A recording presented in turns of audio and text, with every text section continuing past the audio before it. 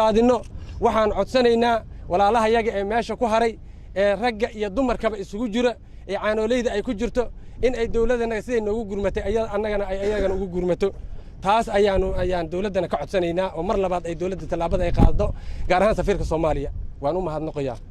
gaar ahaan waxaan u mahadnaqayaa ra'iisul wasaaraha dalka Soomaaliya ee sharafta leh ee sida xadidan uga shaqeeyay arintan waanu arkaynay inuu dalka Itoobiya tagay inuu annaga aawadayn u tagay inuu annaga danahayna u rafaaday una habeen dhaxay waanu la soconnaa madaxweynaha sharafta leh waan u mahadnaqayaa aad aan idiin soo dhaweynaa madaxda sharafta leh mahadnaqayaa dawladda Soomaaliyeed ilaa ka u hooseeya ilaa ka u sareeya gaar ahaan macnaheedu mas'uuliyiinta ugu sarreeysa waxaan anigu maxbuus macnaheedu laga soo daayay dalka Itoobiya waxaan xidhnaa muddo 8 sano aan wax dawladda ma arag dawlad shariif markii la dooranayay baa la qabtay muddo badan ma meesha ku xidhnaa igu ay soo walaalahay noola dhaqantay si wacan waxay noola dhaqantay oo macnaheedu waxayna siisay daryeel kiiska adigu qaadidi saan ku naqaan dalalka dawladaha macnaheedu amnigoodu sugan yahay marka waxay noola dhaqmeen si macnaheedu walaaltinimo leh waxay noola dhaqmeen si walaaltinimo Soomaalinimo ah waxay noola dhaqmeen Itoobiya ee Soomaalidu way ka mid tahay laakiinse dad Soomaaliya degan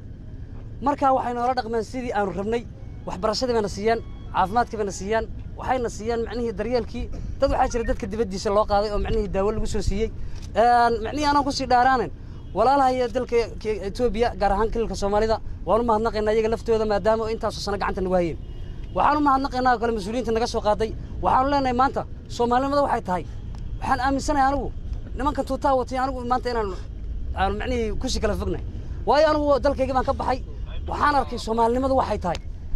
marka waxaan leeyahay dawladda Soomaaliyeed si wacan bay noo gashay wayna soo dhaweysay waxaan ka rabnaa oo macnaheedu aan ka doonaynaa dawladda inay macnaheedu na gacan qabato maanta dadka shacabka ah ee u baahnaa baanu nahay in wax la taro marka koobaad dadka Soomaaliyeed ee macnaheedu dalka sii joogay iyo annaga waxaan leenahay maanta annaga ka mudan dadkii maanta wax loo qaban lahaa baanu nahay annaguna waxaan ballan qaadaynaa oo ku dhimanaynaa ciideeda iyo dhulkayga marka waxaan ku soo koobayaa macnaheedu walaalaha Soomaaliga wixii macnaheedu iga sii dambeeya ama macnaheedu dalalka dibadiisa jira nin walba inaan dalkiisa wax u dhaanta ayna jirin waxaan leeyahay marka nin walba dalkaaga hooyo ku soo noqo wax ku dhaama ma jiro wax macnaheedu maanta waad aragtaan anna wax maxabiis ma nihiin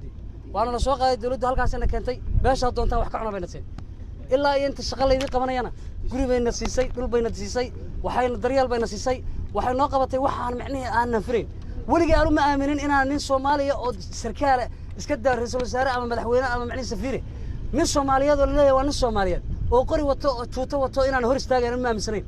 dadka waxaana macnaheedu hana qaaday intii dalka Soomaaliya professional markaan waxaan leeyahay Soomaalida maanta waxay tahay wanaagsanaa marka waxaan hadalada ku soo koobayaa dawladda mas'uuliyiinta naga macnaheedu dawladdeeda ee gacanta nagu haysta